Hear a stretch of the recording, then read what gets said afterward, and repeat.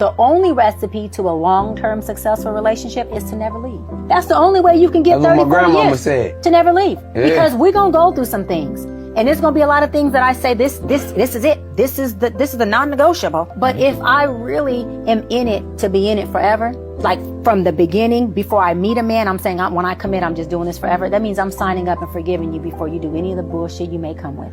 And that's challenging, but that's what real commitment is. Commitment is I'm going to do what I said I was going to do no matter how I feel. That goes back to what? Emotional intelligence. Emotional intelligence is a nucleus to any healthy relationship. If I'm committing to you and you piss me off, I've committed to stay. So where am I going? Where am I going? Doesn't mean I can't take a break. Doesn't mean I can't take a pivot. I can't go to brunch. I can't meditate. Can I take a weekend of woosah? But that means I'm not leaving you. Because leaving you while you're in your emotion is the pit of abandonment. That's worse than me walking out and returning. I should be able to sit in this with you, upset or not upset, until our emotions do whatever they're going to do and we get back to baseline. Right. Because that is the epitome of deliverance. That's the epitome of commitment. Okay, this is an interesting one because I agree with her in so many ways, and I really like her, and I've known her since we were young. And I'm going to repeat the statement.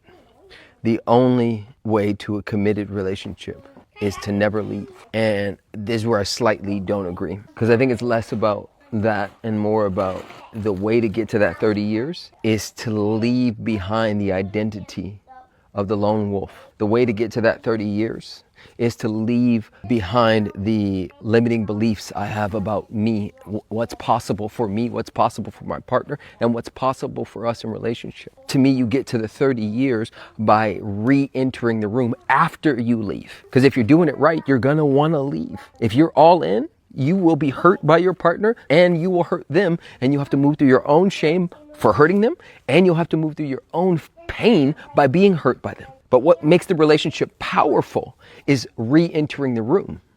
How you get to that 30 years, in my opinion, and I'm 12 years in, is by saying, okay, let me dust myself off. Let me give my partner the benefit of the doubt. Let me reconfigure how we've been and create a new environment, a new ecosystem that is healthier. Let me reconfigure my boundaries and not have them be a punishment for my partner, but rather an invitation into closeness, into intimacy with me. And like side note for this whole thing, yes, you leave if it's abusive, psychological abuse and physical. And sometimes it's just not it. So we don't need to glorify the 30 years per se, as much as we do need to glorify the intimacy. Because I'd rather take 13 years, I'd rather take 3 years of deep, clean, powerful intimacy than 30 years of